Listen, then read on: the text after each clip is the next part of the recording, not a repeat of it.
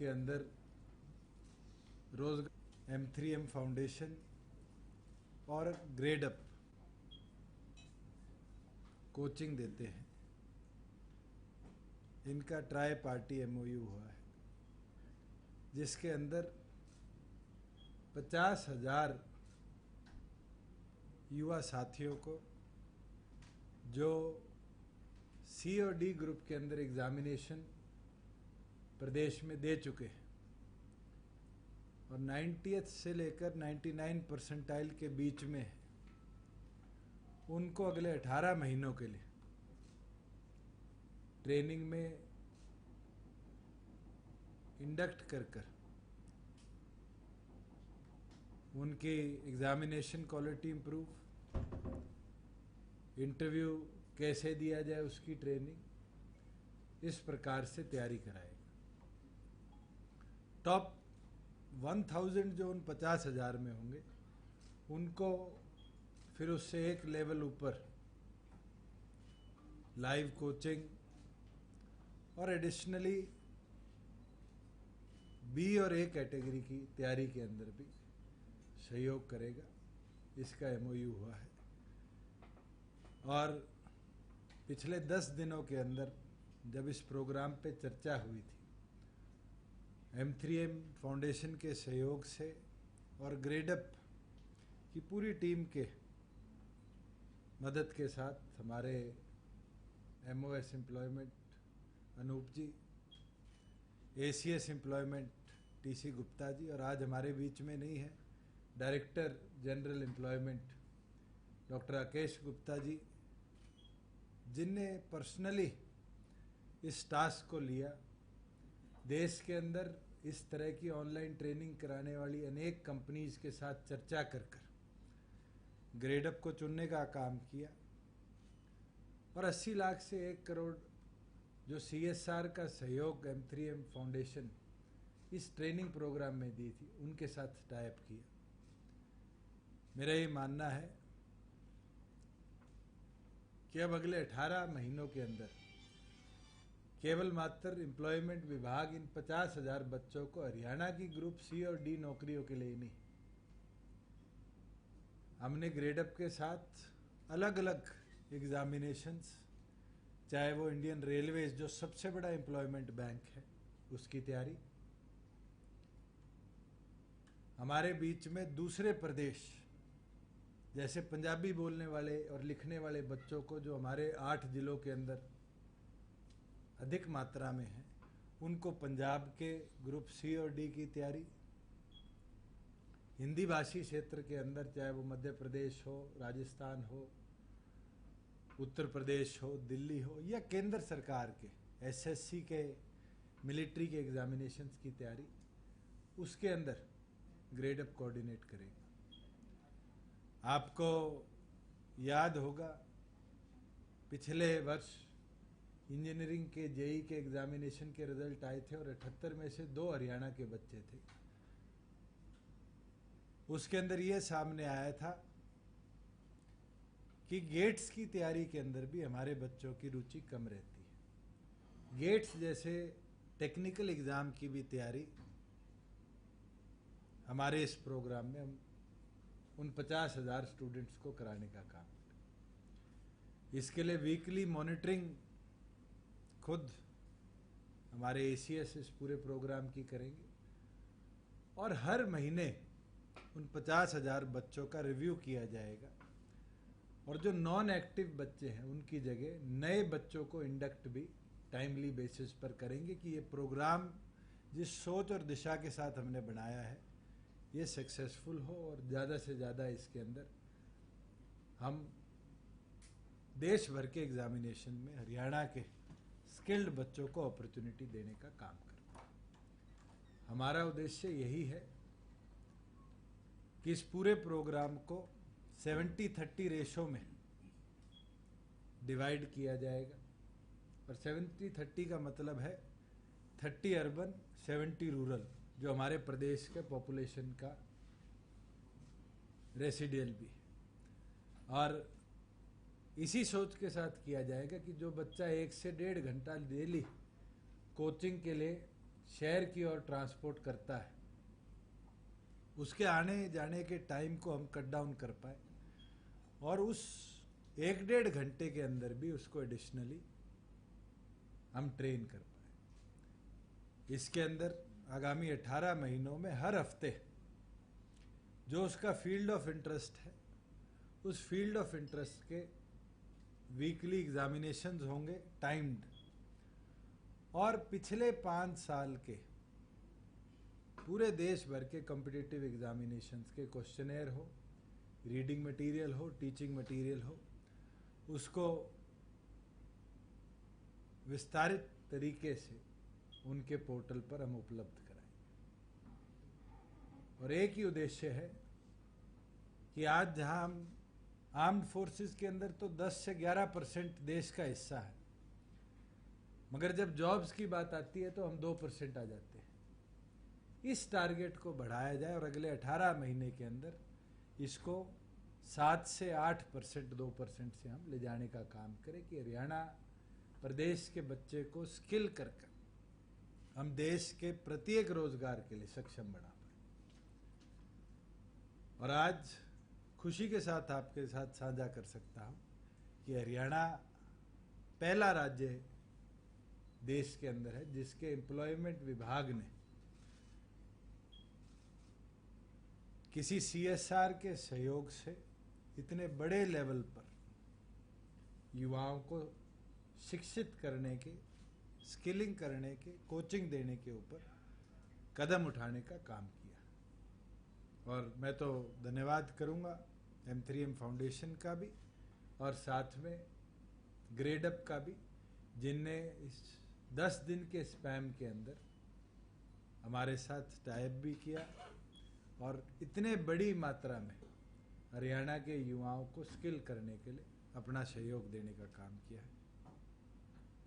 कोई आपके सवाल? इसका चयन कैसे होगा? 50,000 बच्चों का क्या उसको? स्टाफ सिलेक्शन कमीशन से हमने परसेंटाइल जो बच्चों की है उनकी 13 लाख की डिटेल्स, जब मैंने पिछली बार आप लोगों के साथ वार्ता करी थी, साझी करी, और उन 13 लाख को रोजगार भवन के कॉल सेंटर से हमने पिछले 1 महीने के अंदर कॉलिंग भी करी और उसके अंदर जो टॉप 10 परसेंटाइल के अंदर बच्चे हैं उनको हमने इस प्रोग्राम में इंडक्ट करने का काम किया। जिसने भी हरियाणा प्रदेश के स्टाफ सिलेक्शन के अंदर C और D ग्रुप के लिए एग्जामिनेशंस पिछले सालों में दिए थे, उन तमाम बच्चों के साथ चर्चा करने के बाद उन 50,000 युवा साथियों की हमने सूची बनाई है। और हमारा टारगेट ये है कि आज हम C और D की बात कर रहे हैं, आने वाले दिनों में इसी तरीके से CSR के सहयोग के साथ हम और टाइप करेंगे और फिर A और B ग्रुप की नौकरियों के लिए भी 25,000 जो कैपेबल हमारा यूथ है, जो इंटरव्यूज़ के अंदर, चाहे वो UPSC हो, चाहे वो HPSC हो, चाहे किसी और प्रदेश की पब्लिक सर्विस कमीशन के अंदर हो, रह गया कुछ परसेंटेज से, उसको इंडक्ट कर भी उसको भी ट्रेन करेंगे, चाहे वो कोचिंग की सहयोग हो, चाहे उसकी एजुकेशन की। ये जो हर महीने प्लेस आपने कहा है कि जो नॉन इफेक्टिव जिनका रिव्यू किया जाएगा वीकली और महीने के बाद जो है उसके अंदर चेंजेस हो सकते हैं, इसका क्या रहेगा प्रोसेस? अगर कोई बच्चा महीने के अंदर अपने टाइमली एग्जामिनेशन नहीं देता, कोई बच्चा पोर्टल पे लॉगिन ही नहीं करता, तो उनको रिव्यू कर जो नेक्स्ट कैंडिडेट है, जैसे 50,000 हम लेंगे तो 50,000 1, 2, 3, 4, 5 भी होंगे, तो उनके साथ साथ उनको हम चेंज करते रहेंगे। मगर एक चीज़ और साझी करूं कि हमारे जितने रोजगार ऑफिसेज हैं, एम्प्लॉयमेंट ऑफिस हैं डिस्ट्रिक्ट लेवल पर भी, सब डिवीज़न लेवल पर भी, उनको डिस्ट्रिक्ट और सब डिवीज़न लेवल के पोर्टल हम बना कर देंगे। और जो बच्चा इस प्रोग्राम में उस डिवीज़न से है, उस रोज़गार ऑफिस के साथ अटैच्ड है, उसकी भी ऑफिस लेवल तक मॉनिटरिंग हम करवाएंगे कि अगर उसको कोई बुक्स चाहिए, किसी प्रकार की कोई हेल्प ग्राउंड पे चाहिए लाइब्रेरी के अंदर, तो उसको लोकल लेवल पर हम सहयोग कर पाएंगे। तो केवल मात्र हेड ऑफिस लेवल पर वीकली नहीं, वीकली इसको सब डिवीज़न लेवल पर भी, क्योंकि हमने नए 11 सब डिविजनल ऑफिस और प्रदेश के अंदर इस वित्त वर्ष में खोले हैं, तो उसी टारगेट के साथ है कि हम तमाम 67 हमारे सेंटर्स के अंदर सक्सेसफुली हमारे बच्चों को ट्रेन भी कर पाए और उनको जो जो थोड़ी थोड़ी मदद चाहिए वो टाइमली उपलब्ध हो। 13 लाख जो बच्चे थे उनको कॉल हो चुकी है, पिछली बार 3 लाख चेन हो गए। 3 लाख का आंकड़ा उनका था जो प्राथमिक थे, जिनको इस प्रोग्राम में हमने इंडक्ट कराना था। हमारा टारगेट ये था कि बाय एंड ऑफ सितंबर हम तमाम 13 लाख को कॉल करेंगे, क्योंकि प्राथमिकता इस प्रोग्राम को चलाने की थी। तो जो हमने टॉप 90 परसेंटाइल से ऊपर वाले बच्चे थे, प्राइमरी तौर पर सबसे पहले उनसे ही चर्चा कर कर इस प्रोग्राम को बनाने का कार्य किया। लेकिन टॉप 90 में रूरल एरिया के कहाँ आए वो लोग? जो 70% और 30% का रेशो बांटना है, वो तो एड्रेस से हम छांट लेंगे। नहीं तो रूरल में कोई छूट भी दिया चल रहा है, 50,000 का चयन हुआ नहीं है। मैं तो इतना बता सकता हूँ कि जानकारी, क्योंकि आप एक इशू आया है कि चयन कैसे हुआ, नंबर 1 आपने 50,000 का दिया, आपने टॉप 90 बता दिया, टॉप 90% जो लोग हैं उसमें रूरल और अपराधों का कैसे हमने 90 के जो नंबर है वो बहुत ज़्यादा है, 50,000 से भी ज़्यादा बच्चे 90 में। उसके अंदर एक चीज़ तो कह सकता हूँ, रूरल उसी को काउंट करेंगे जिसके आगे वीपीओ लिखा, और जैसे जैसे उसकी चलेगी, अगर हमें परसेंटाइल नीचे भी करना पड़े रूरल के लिए तो उसको भी हम करेंगे। इसमें मान लीजिए सर कि किसी का अगर 55,000 है और अगर 50,000 तक 70% नहीं आए रूरल के, तो 55,000 रूरल को प्राथमिकता दी जाएगी। उसके लिए क्या छूट होगी सर? कुछ इस पे आपको बता ही दिया कि 70% हम रूरल लेंगे, 30 अर्बन लेंगे, तो छूट ही। मीडियम इंस्ट्रक्शन क्या होगा, हिंदी या इंग्लिश? पंजाबी भी है, इंग्लिश भी है, हिंदी भी है, और हम तो कोशिश करेंगे कोई गुजराती सीख के जाए, मराठी सीख के जाए तो उसको उसके अंदर भी उपलब्ध कराए, क्योंकि ग्रेड अप के पास लगभग 16 भाषा के अंदर उनके एग्जामिनेशन सेटअप आज तैयार है। मगर क्योंकि पंजाबी एक ऐसा मीडियम है जो हरियाणा के साथ लगते हुए प्रदेश में उपयोग होता है, तो हमारा प्राइमरी फोकस हिंदी, इंग्लिश और पंजाबी पे है। हरियाणवी की कोई लिपि नहीं है।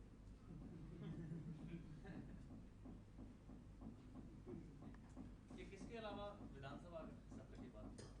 लगातार जिस तरीके से मुख्यमंत्री कोरोना पॉजिटिव हुए, विधानसभा स्पीकर हुए,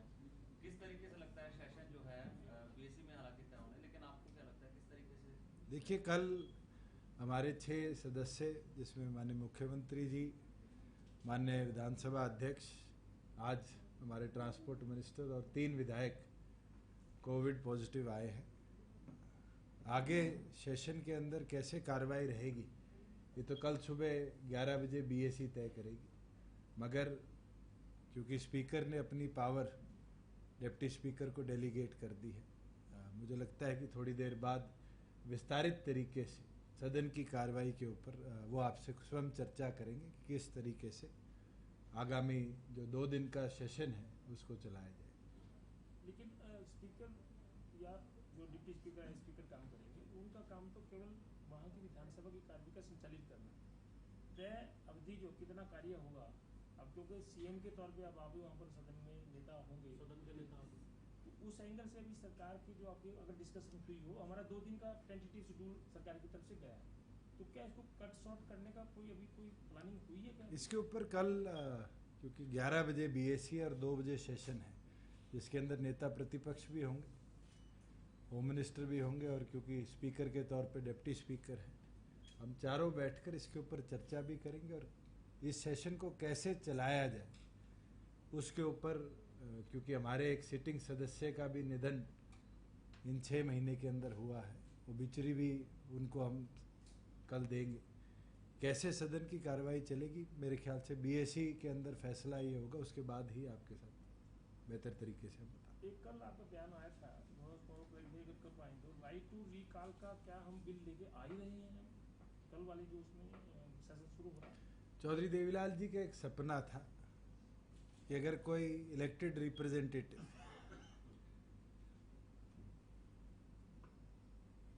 अपना मत खो देता है जनता के अंदर, तो उसको राइट टू रिकॉल का अधिकार जनता को मिलना चाहिए। और इसके ऊपर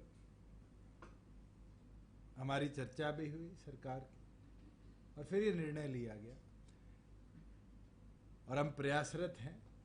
कि इस सेशन के अंदर सदन में भी इसके ऊपर चर्चा हो, सदन के सहमति के साथ प्रदेश के अंदर,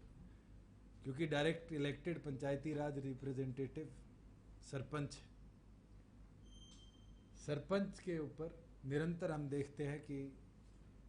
अलग अलग आरोप लगते रहते हैं। जब इलेक्टेड लोग जनता के मत से इलेक्ट होकर आते हैं, क्योंकि प्रदेश के अंदर कानून हम पंचायती राज और अर्बन लोकल बॉडीज लेवल तक के तो बना सकते हैं, इसलिए हमने निर्णय लिया है कि हम सदन के आगे प्रस्ताव रखेंगे कि प्रदेश में आगामी जो पंचायती राज इलेक्शंस हो उसके बाद राइट टू रिकॉल की व्यवस्था बनाई जाए, जिसके अंदर सरपंच अगर गांव का फेथ खो देता है तो गांव के वोटर्स के पास अधिकार होना चाहिए कि उसके विरुद्ध के अंदर वोट डालकर मिनिमम 1 साल की अवधि उसके सरपंच की जब खत्म हो जाए तो उसको हटाकर नए सरपंच की नियुक्ति की ओर भी कदम उठा पाए। इसके लिए तो बिल लेके आना पड़ेगा ना। बिल लेके आएंगे। सब कुछ और कॉमन मिनिमम प्रोग्राम से संबंधित बिल भी थे। 50% महिलाओं को पंचायत में जो दिलाने की बात थी, 75% का है, उनको लेकर के क्या आपकी तैयारी थी आपको सदन में? मेरे ख्याल से केवल मात्र कॉमन मिनिमम ही नहीं, चाहे 7A के अंदर तब्दीली की बात हो, चाहे हमारी रजिस्ट्रीज की कैंसिलेशन की पावर रजिस्ट्रार जो कि डीसी होता है उसको देने की बात हो, कई ऐसे अहम बदलाव है। कल बीएसी जो डिसाइड करेगी लेजिस्लेटिव बिजनेस कैसे आएगा, उसके अंदर फिर वो सारे आपके सामने होंगे, चाहे वो अर्बन लोकल बॉडीज़ के रिलेटेड हो, टाउन कंट्री प्लानिंग के हो, स्पोर्ट्स के हो। मुझे लगता है कि आगामी दिनों के अंदर अच्छे बदलाव, प्रोग्रेसिव बदलाव हमें लॉज के अंदर प्रदेश में आप दिखेंगे। पीछे राज्यपाल साहब से भी मिले थे, तो वो 75% का जो बिल था उसको क्योंकि अब ऑर्डिनेंस को हम बिल के तौर पर लेके आ रहे हैं, तो हमने राज्यपाल से आग्रह किया है कि हम उसको विड्रॉ कर फ्रेश बिल उसी सब्जेक्ट के अंदर विधानसभा में पेश करेंगे। तो हमने राज्यपाल को लिख दिया कि हम उसको विड्रॉ करते हैं, हमारी ओर से चला गया। तो लेकिन उससे पहले वो राष्ट्रपति को भेज चुके थे और उस पर राज्यपाल के पास पावर है कि वो उसको विड्रॉ भेज देंगे कि हम वापस कर दें। और बिल में वही जो बातें एलआर ने लिखी थी और फिर वो जो संवैधानिक मामला आया था वो तो फिर बिल में फिर वही इशू आएगा, आप बिल तो आने दो, या उसको हम रेक्टिफाई कर दें। आप बिल आने दो, आपको अच्छी तरीके से समझ। दोनों विषयों का बिल है सर। 50% महिलाओं का जो 50% महिलाओं का है, 8% BCA की रिजर्वेशन है, राइट टू रिकॉल है, कई ऐसे बदलाव हैं 75% जो प्रदेश के पंचायती राज को भी चेंज करेंगे। 75% युवा के रोजगार को भी नई दिशा देने का काम करेगा। अगर हम टाउन प्लानिंग का 7A अमेंडमेंट देखें, रजिस्ट्रेशन के अंदर डीड कैंसिलेशन की पावर देखें, तो शायद ये हमारे रेवेन्यू सिस्टम को भी दुरुस्त करने का काम करेगा। और जिस तरीके से एक चीज़ ध्यान जी करना चाहूँ कि कल सुबह से हमारे अर्बन एरियाज़ के अंदर भी रजिस्ट्रेशन की ऑनलाइन बुकिंग शुरू हो चुकी है, और अच्छी तरीके से हमें जो डाटा आया है वो बताता है, एग्जैक्ट नंबर तो मैं अभी साझा नहीं कर पाऊँगा, मगर वो बताता है कि किस अच्छे तरीके से जो ULB और टाउन प्लानिंग का NOC का और साथ में उनके फीस पेमेंट का जो ऑनलाइन पोर्टल प्रदेश सरकार ने प्रस्तावित किया था वो बना है, और रेवेन्यू सिस्टम के साथ दुरुस्ता के साथ वो चल रहा है। आने वाले दिनों के अंदर जो दिक्कतें हमें आती थी उसमें बहुत बेहतरीन सुधार देंगे। ये तो अब रजिस्ट्री खुल गई है, ये कह रहे हैं। अगर ऑनलाइन बुकिंग खुल गई है तो अगले सोमवार से रजिस्ट्री भी खुल गई। तो टोकन शुरू हुआ। अभी 1 हफ्ते का हमने अर्बन एरिया की ऑनलाइन बुकिंग शुरू करी थी, जो नेक्स्ट वीक से फिर एक्टिवली तो वो जो टाउन कंट्री प्लानिंग का जो NOC जहाँ का सॉफ्टवेयर उनका 14 दिन का डीम्ड अप्रूवल का सॉफ्टवेयर अपडेट आया है कि अगर टाउन प्लानिंग किसी भी NOC के ऊपर 14 दिन एक्शन नहीं लेगी तो वो इंडस्ट्री जैसे डीम्ड अप्रूव करती है वैसे ही डीम्ड अप्रूव मान। तो 14 दिन तो रजिस्ट्री रुकी रहेगी। तो पहले प्रोसेस में तो 40 दिन भी रुकती थी। नहीं, हम वही कहना उसके अंदर ऑफिसर्स के ऊपर ये डायरेक्शन है